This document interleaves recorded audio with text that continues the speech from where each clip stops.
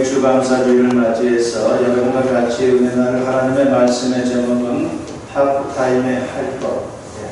하프타임. 운동을 좋아하시는 분들은 많이 들어봤던 그런 단어이죠.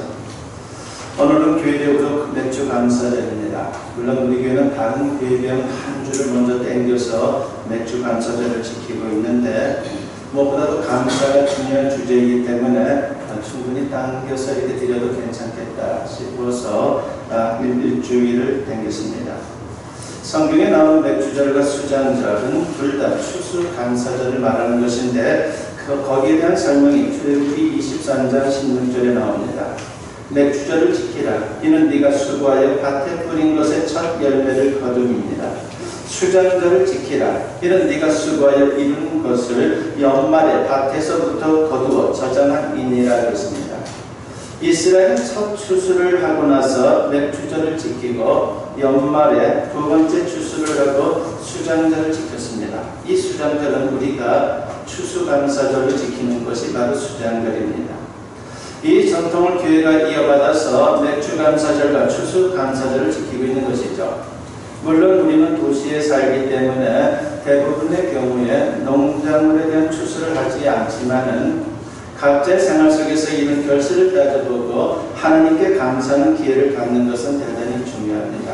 그래도 원주는 농사를 짓는 분들도 있고 그렇지 않은 분들도 같이 혼재 있죠. 그래서 농사를 짓는 분들에게 피부로 와닿겠지만은 그렇지 않은 분들에게 있어서도 맥주 감사절은 감사와 관련되어 있기 때문에 우리가 그건 외면할 수는 없는 것입니다. 특별히 맥주 감사주일은 1년의 전반기를 마치고 감사하는 절기입니다. 지난 반년을 회고하면서 감사하고 혹시 잘못된 것이 있다면 재정비하고 후반기를 준비하는 귀하고 의미 있는 시간입니다. 그런 점에서 맥주 감사절을 말할 때 하프타임과 같다라고 그렇게 말합니다. 전반전이 끝나고 중간에 쉬는 거예요. 잠깐. 그것이 바로 맥주 감사절입니다. 하프타임이란 원래 축구같이 전 후반에 있는 운동 경기에서 실시하는 것이죠. 그 시간에 뭘 합니까? 휴식도 취하지만 전반전의 결과를 점검하고 후반전을 위해서 작전도 세우고 전열을 가다듬습니다. 맥주 감사절도 마찬가지입니다. 이것은 비단 1년 단위로 그치는 게 아닙니다. 우리 인생 전체를 보면 지나간 생애를 전반기, 남은 생애를 후반기로 생각할 수가 있습니다. 분주했던 일상을 잠시 접어두고 하프타임을 가지면 우리 인생에 큰 유익이 되는 겁니다. 그래서 맥주 감사절은 굉장히 중요한 겁니다. 그런데 인생은 운동 경기가 좀 다른 점이 있습니다. 운동 경기는 전반과 후반의 득점을 합산해서 승패를 결정하는 것이죠. 후반에 잘못해도 전반에 충분히 득점을 하게 되면 승리합니다. 반대로 전반은 잘못했어도 후반전에 충분히 득점하면 역시 승리합니다. 그런데 인생의 경우는 어떻습니까? 전반에도 잘하고 후반에도 잘하면 두말할 것이 없이 승리한 인생이다라고 말할 수 있습니다. 그러나 전반에는 잘했는데 후반에 잘못하면 그것은 실패한 인생이에요. 반대로 전반에 잘못해서도 후반에 잘하면 승리한 인생입니다. 그러니까 인생에서는 남은 시간, 후반전이 훨씬 더 중요한 겁니다. 그런 점에서 하프타임이 중요합니다. 지금까지 삶이 어떠했든지 하프타임을 잘 보내면 앞으로 얼마든지 승리할 수 있기 때문입니다. 그러므로 이번 맥주 감사절을 지키면서 1년의 하프타임, 더 나아가 인생의 하프타임을 꼭 갖고 그 의미를 되새기면서 남은 생애 그리고 남은 시간을 의미 있고 승리하는 인생으로 보낼 수 있는 우리 모든 성도님들이 되었으면 합니다. 하프타임에는 무엇보다도 하나님께 초점을 맞춰야 합니다. 그것이 기본적인 것이죠. 일상사에 분주하다가 혹시라도 마음과 생각이 하나님에게서 멀어졌거나 빗나갔다면 다시 하나님을 바라보아야 합니다. 특별히 인생 만사가 하나님 손에 달려있다는 것을 다시 한번 확인할 필요가 있습니다. 말하자면 하나님의 절대 주권을 재확인하는 것입니다. 그리고 하나님의 보이지 않는 손길이 우리 인생 가운데서 섭리하고 있다는 것을 명심해야 합니다. 전도서는 여러분들도 알고 있듯이 솔로몬이 썼습니다. 그는 승승장구하며 살았지만 연약한 인간인지라 인생 만사가 자기 뜻대로 되지 않는다는 것을 절실히 깨닫게 됩니다. 그래서 솔로몬은 독자들에게 선포를 하고 있는 것이죠.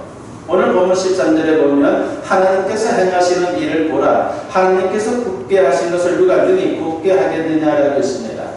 여기서 보라는 말은 잘 생각해 보라는 뜻입니다. 굳게 한다는 말은요, 인생의 행로에 고난이 닥친 것을 뜻하는 겁니다.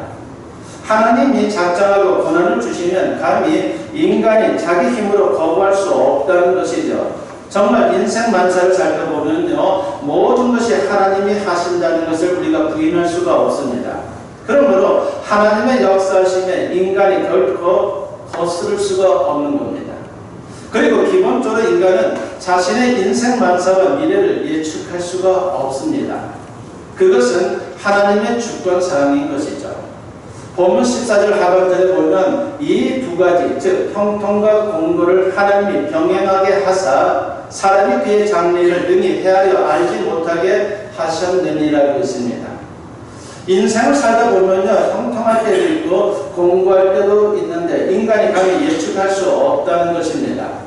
인생 만사 하나님 주권에 달려있고 모든 게 하나님의 섭리에 따라 움직이고 있는 겁니다.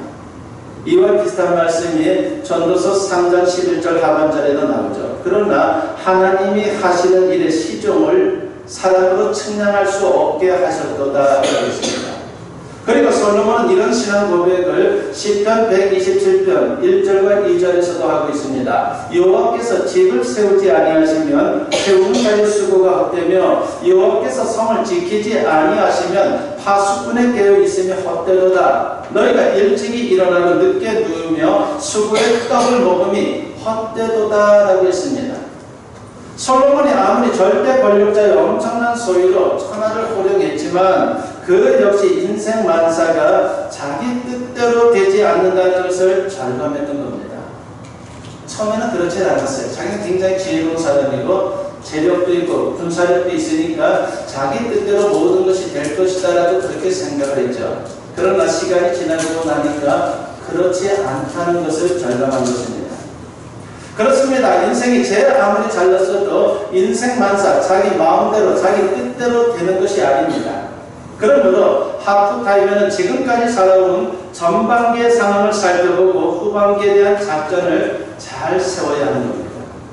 그렇다면 형통한 경우에는 어떻게 해야 합니까? 첫째는 겸손하게 감사해야 하는 거예요. 겸손한 마음을 갖고 감사하는 것이 대단히 중요하죠. 형통한 경우의 말입니다. 본문 14절 상반절에 보면 형통한 날에는 기뻐하고 라고 했습니다. 여기서 기뻐하라는 말은요, 단순히 희낙락하는 말이 아닙니다. 기뻐하되 겸손히 하나님의 은혜를 인정하고 감사하라고 하는 의미가 이 안에 담겨 있는 겁니다. 이와 비슷한 말씀을 야고보 사도가 증거하고 있죠. 야고보서 5장 13절 하반절에 보면 즐거워하는 자가 있느냐 그는 찬송할지니라고 했습니다. 형통할 때 단순히 즐거워하지 말고 찬송하라고 하는 말은요, 하나님의 은혜를 인정하고 감사하라고 하는 뜻입니다. 우리는 세상에 올 때 빈손으로 왔습니다. 내가 지금 소유한 게 있다면 그 모든 게 하나님이 주신 거예요. 부모님께 물려받은 것도 따지고 보면요, 모두가 하나님이 주신 것이죠. 그리고 내가 지금까지 노력해서 무엇을 이루었다면 그 역시 하나님이 나에게 재능을 주시고 여건을 허락하셔서 이룰 수 있었다는 것을 우리가 인정해야 하는 겁니다. 그래서 사도 바울은 고린도전서 4장 7절에서 이런 말씀을 합니다. 누가 너를 남달리 구별하였느냐? 내게 있는 것 중에 받지 아니한 것이 무엇이냐? 네가 받았은즉 어찌하여 받지 아니한 것까지 자랑하느냐라고 했습니다. 내가 다른 사람보다 더 소유하고 있어도 더 많은 것을 이루었어도 결국 하나님께 받았다는 것입니다. 그런데 본래부터 자기 소유인 것처럼 자기 혼자 힘으로 이룬 것처럼 여기면 그것은 착각하는 것이죠. 그래서 사도 바울은 고린도전서 10장 11절에서 이렇게 경고를 합니다. 그런즉 선줄로 생각하는 자는 넘어질까 조심하라고 말합니다. 교만하면 감사할 줄 모르고 감사하지 않으면요, 하나님을 인정하지 않게 되는 것이고 제멋대로 살다가 결국은 실패하는 인생이 될 수밖에 없다라고 하는 것입니다. 하나님을 무시하는 교만한 사람은 승리할 수 없습니다. 많은 사람들이 전반기에 잘하고도 후반기에 실패하는 이유가 바로 여기에 있는 것이에요. 우리 신앙인들 중에도 이런 분들이 의외로 많습니다. 교만하고 우쭐대고 자기 힘만 믿고 살다가 결국 인생을 망치는 거죠. 그 대표적인 인물이 성경에 소개되고 있는데 남유다 왕국의 상대왕 아사입니다. 그는 즉위하자마자 아주 엄청난 개혁을 하게 되죠. 우상을 척결하고 겸손히 하나님을 경외했습니다. 구스 즉 지금의 에티오피아에 100만 대군이 침략할 때에도 기도로 물리쳤습니다. 하나님이 그를 기뻐하셨고 35년 동안 태평성대를 구가했습니다. 이는 오직 하나님의 은혜였습니다. 그런데 아사는 말년에 교만해졌죠. 교만해지면서 하나님을 의지하지 않고 아람을 의지했습니다. 이를 성전자 하나님과 책망하지 어떻게 합니까? 그를 투옥시키는 듯 정신을 못 차렸습니다. 그러다가 발에 병이 걸려서 2년 동안 앓다가 죽었습니다. 그가 41년 동안 재위했는데 35년 동안 잘하다가 6년 동안 잘못한 겁니다. 세상에서 운동 경기로 말하면 합산하면 승리한 거죠. 성공한 거죠. 그러나 신앙은 그렇지가 않습니다. 그래서 성경은 그를 실패한 인생이다라고 분명히 말씀합니다. 우리는 이렇게 되지 않도록 나 자신을 잘 통제하고 하나님의 은혜를 잊지 않도록 조심해야 합니다. 그래서 우리가 형통하게 지난 시간 잘 보내왔다면 감사하고 겸손한 마음을 더욱더 무장해야 되는 겁니다. 형통한 경우 두 번째로 해야 할 것은요, 겸손히 하나님 은혜에 감사하면서 계속 정진하는 겁니다. 흔들림 없이 계속해서 믿음의 길을 걸어가는 거예요.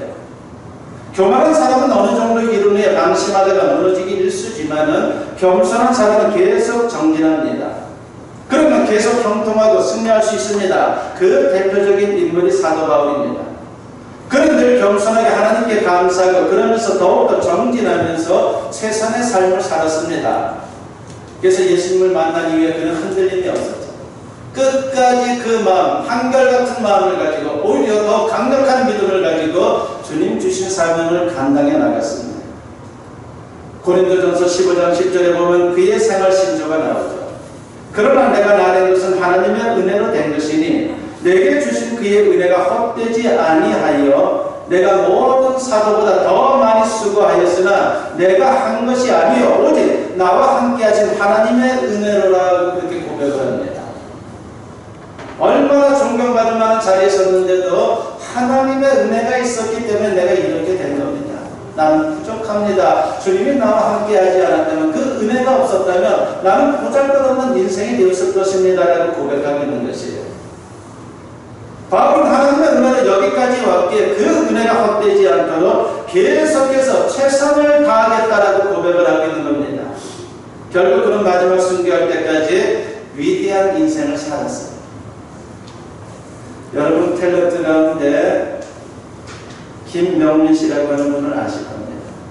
아주 유명한 탤런트 아닙니까? 연기도 아주 잘하죠. 이분이 2009년도에 대종상 나무주연상을 수상했습니다.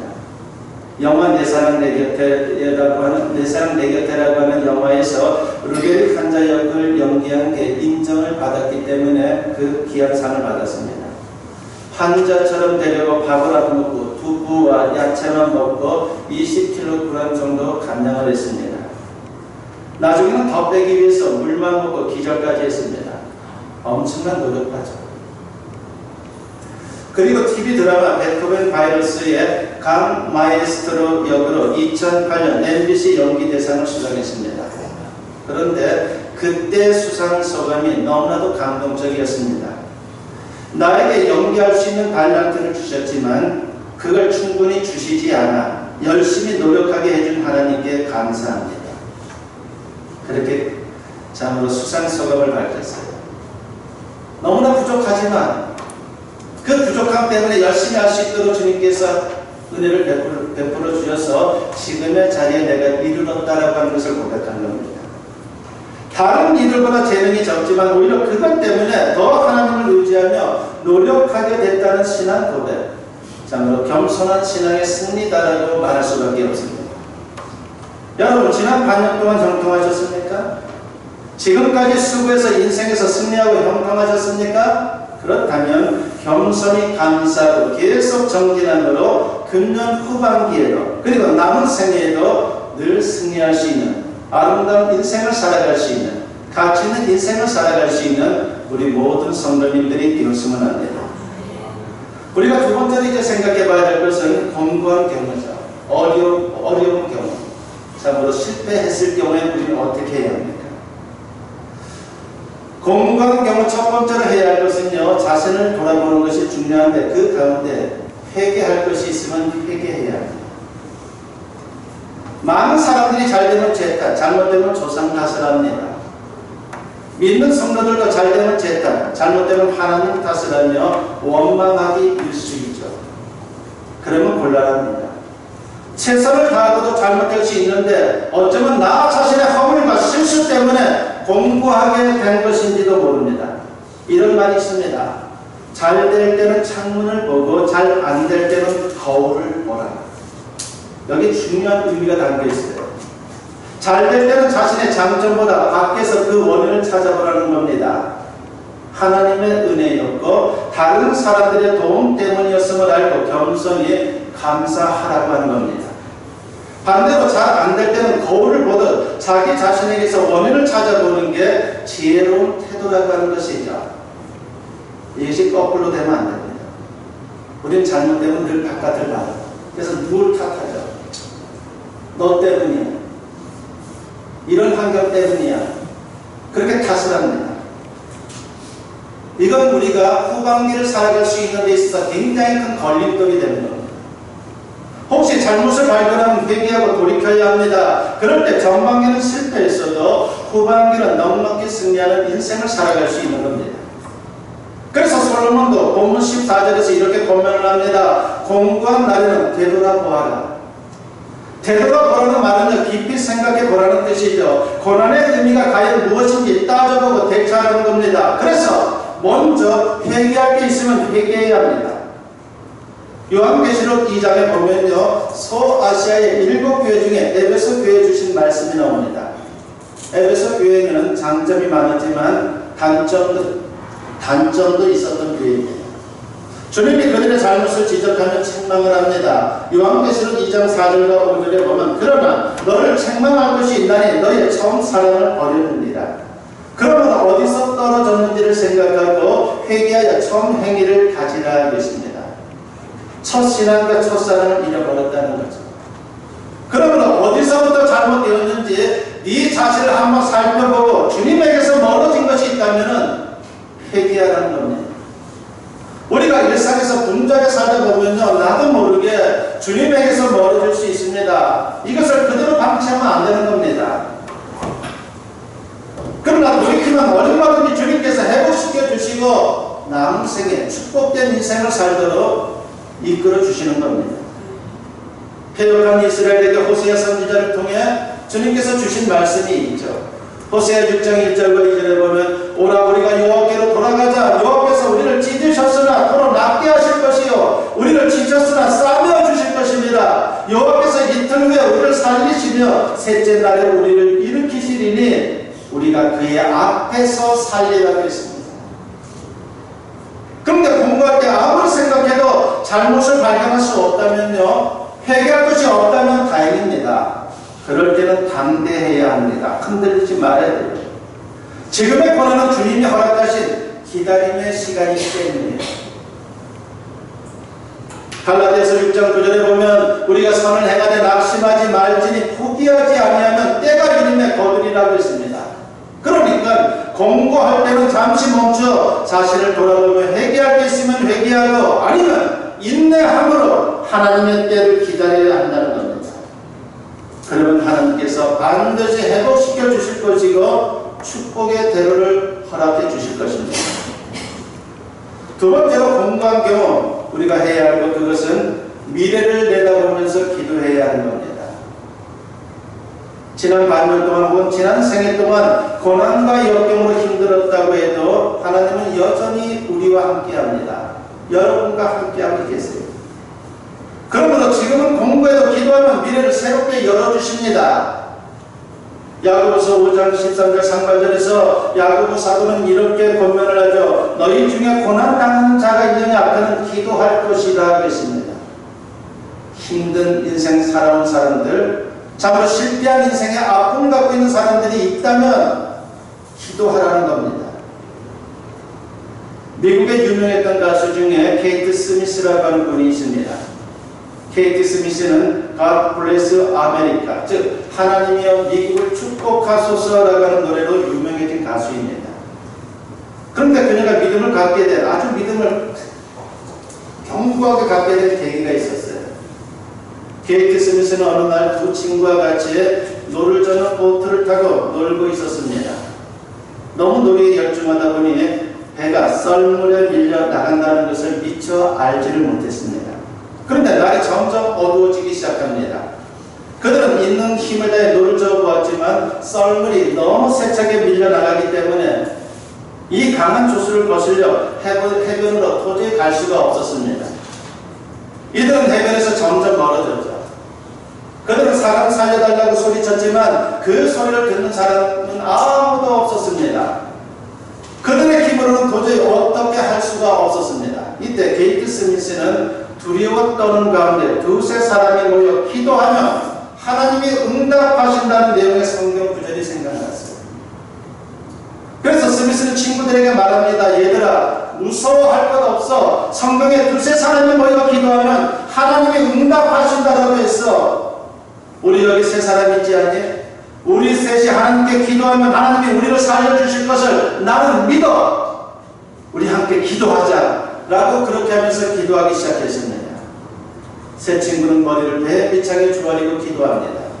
세 친구가 얼마나 간절히 기도했는지 모릅니다. 그런데 얼마 있다가 보니까 저 멀리서 불빛 하나가 점점 가까이 다가오는 겁니다. 그래서 그대로 인해 조난당했던 세 친구가 안전하게 해변으로 돌아오게 되었습니다. 케이트 스미스는 기도의 응답으로 고난 중에 건짐을 받은 것입니다. 그렇습니다. 공부할 때 기도하면 되는데 특별히 감사함으로 기도하면 더 좋은 거예요. 힘들지만 실패했지만 하나님 안에 있으면 이 모든 어려운 일들도 축복의 징검다리가 될 줄로 믿고 먼저 감사함으로 기도하는 것이 더 낫다는 것이죠. 빌립보서 4장 6절에서 사도 바울이 이런 말씀을 하죠. 아무것도 염려하지 말고 다만 모든 일에 기도와 간구로 너희 구할 것을 감사함으로 하나님께 아뢰라고 했습니다. 여러분, 미래는 하나님 손 안에 있는 것입니다. 그러면 오늘 내가 최선을 다하고 기도하면 되는 겁니다. 무엇보다 성도들에게는 하나님의 보증이 있는 것이에요. 그러므로 성도는 미리 감사하며 기도할 수 있는 그런 특별한 존재입니다. 하나님이 주신 약속입니다. 로마서 8장 28절에 보면 우리가 알거니와 하나님을 사랑하는 자고 그의 뜻대로 부르심을 입은 자들에게는 모든 것이 합력하여 선을 이루느니라고 했습니다. 이 말씀은 하나님 섭리의 핵심 구절이죠. 지금은 어렵고 힘들어도 주님을 믿고 기도하면 승리를 주신다는 그 약속입니다. 그러므로 공부할 때도 낙심하지 말고 믿음으로 견고히 기도하면서 주님 앞에 나아갈 수 있는 하나님의 사람들이 되었으면 합니다. 무엇보다도 감사하는 마음으로 기도하십시오. 하나님께서 역사해 주실 줄로 믿습니다. 오늘 맥주 감사절을 지키면서 하프타임의 시간을 또 가질 수 있는 우리 모든 성도님들이 되었으면 합니다. 여러분 지금 형통합니까? 그렇다면 겸손히 감사하며 정진함으로 계속 형통할 수 있기를 바랍니다. 혹시 지금 공부합니까? 회개할 것이 있다면 회개하시고 감사함으로 기도하며 새 힘을 얻을 수 있기를 바랍니다.